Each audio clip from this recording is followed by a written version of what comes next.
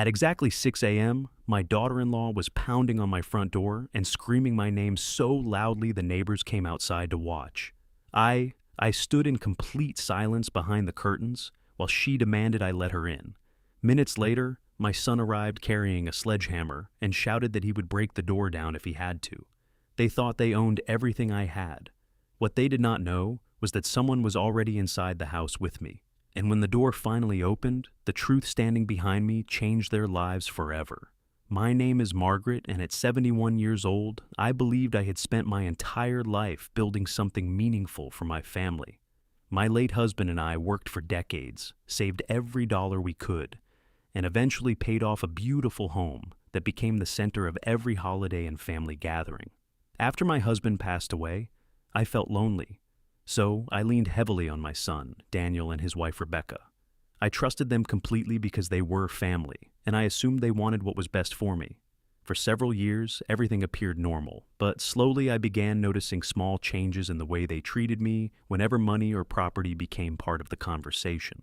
The first warning signs were subtle enough to ignore. Rebecca constantly asked questions about my will, my savings, and who would inherit the house.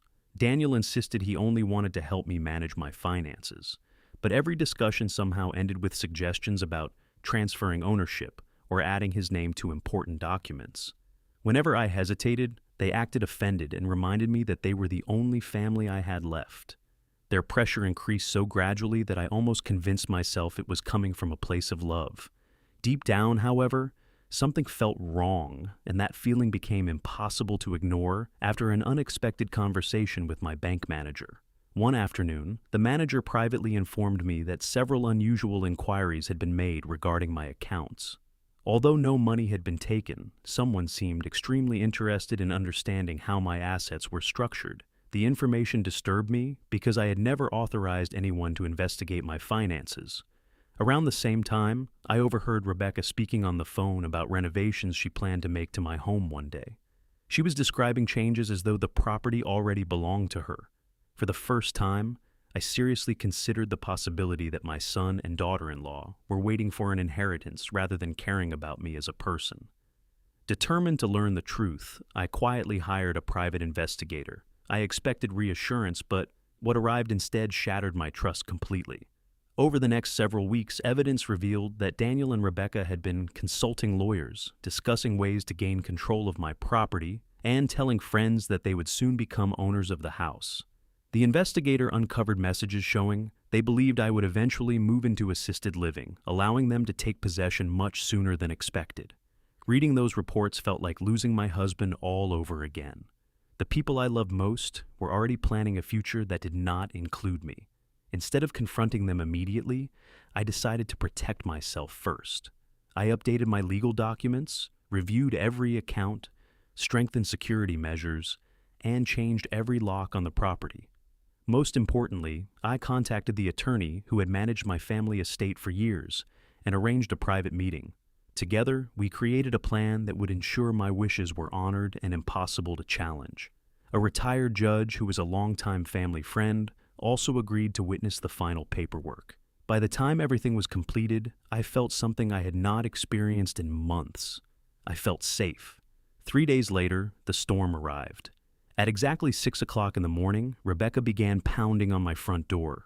Her voice echoed through the neighborhood as she demanded to know why her key no longer worked. I remained calm and refused to answer. Soon Daniel arrived carrying a heavy sledgehammer. Furious and red-faced, he shouted that I had no right to lock them out and accused me of being manipulated by outsiders. Watching from the window, I realized neither of them was concerned about my well-being. Their anger came from losing access to something they believed belonged to them. As their shouting grew louder, a black vehicle pulled into the driveway. Daniel suddenly fell silent when he recognized the person stepping out. It was the attorney handling my estate, accompanied by the retired judge and a uniformed officer. Rebecca immediately changed her tone and tried to act concerned, but the performance was too late.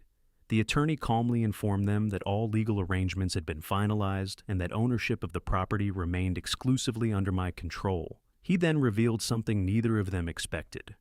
The majority of my estate had been transferred into a charitable trust that would support scholarships and community programs after my passing. The color drained from their faces. Everything they had been counting on vanished in a single moment, Daniel argued.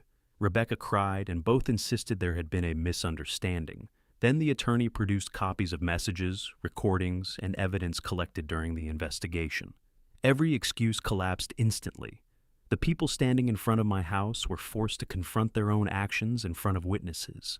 For the first time, they understood that greed had cost them far more than money. It had destroyed the trust of the person who loved them most. As the meeting ended, I finally opened the door and stepped outside. The neighborhood had gone quiet, and everyone was waiting to see what would happen next. I looked directly at my son and told him that inheritance can be replaced, but character cannot. I explained that wealth was never the real issue. The issue was that they had stopped seeing me as a mother and started seeing me as an opportunity. Neither of them could meet my eyes. Without another word, they walked away, leaving behind the future they had spent years planning. Months later, life became peaceful again. The charitable trust began helping students pursue education they otherwise could not afford, and I found comfort knowing my savings would create opportunities instead of fueling greed. Daniel eventually reached out with a sincere apology, and while forgiveness took time, accountability came first. Looking back, I realized the greatest lesson was not about money or property. It was about recognizing who truly values you before it is too late. The morning my son arrived with a sledgehammer, he expected to break down a door. Instead, the truth broke down every lie that had been hiding behind a smile. They thought the house was waiting for them.